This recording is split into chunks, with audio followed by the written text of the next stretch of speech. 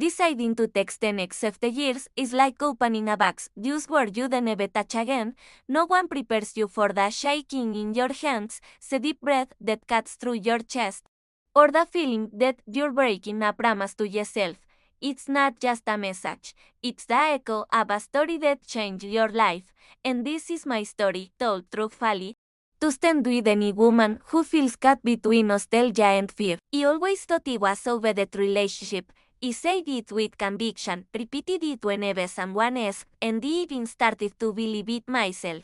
But the truth is, some wounds don't hurt every day, they hurt when something touches them, and sometimes that something is a simple meme that pops up on an ordinary day. It was my great young lad, the kind that makes you think you've figured everything out about love when you actually know nothing, beyond that badly.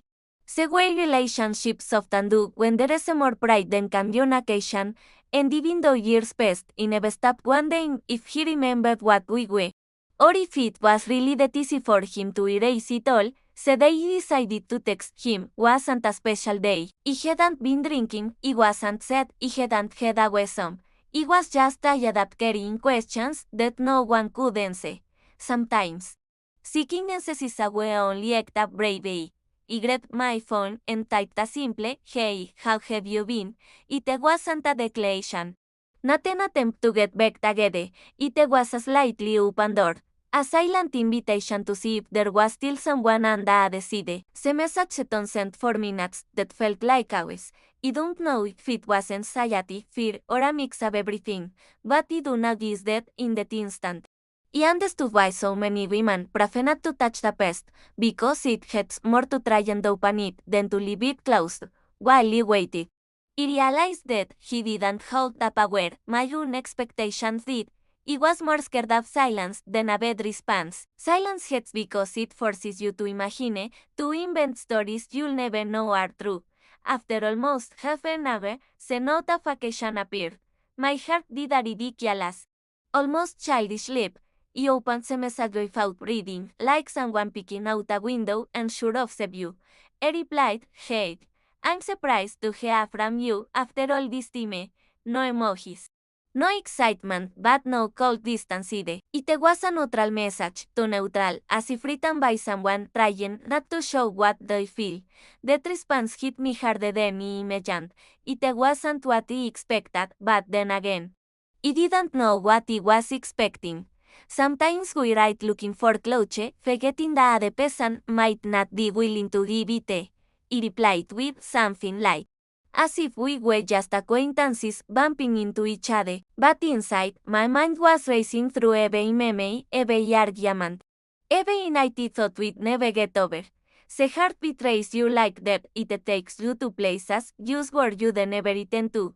The funny thing is, as we talked, I realized there wasn't the man I remembered. His responses were more mature, less impulsive. It wasn't the boy WH or from difficult conversations anymore. And that, instead of bringing me closer, made me feel further away. There was a moment I thought maybe things could start again, not like before, but from a different place. And that is when I understood why it is so dangerous to open conversations you thought were closed, because the mind idealizes what the heart misses. But everything changed when he said, "I'm glad to hear from you, really. But I'm in a different chapter of my life now." It was a gentle, respectful, but firm sentence. It was his way of saying, what we were is gone, and who I am now, there's no space for it.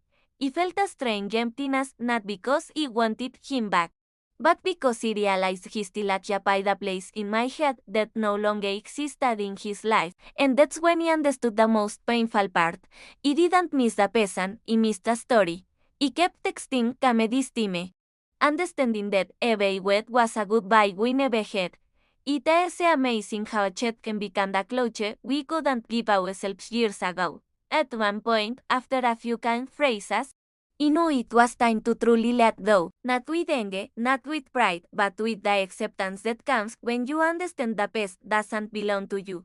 I said goodbye, thanking him for what we had, with no drama, no resentment, and for the first time in years, I felt the story was no longer heavy.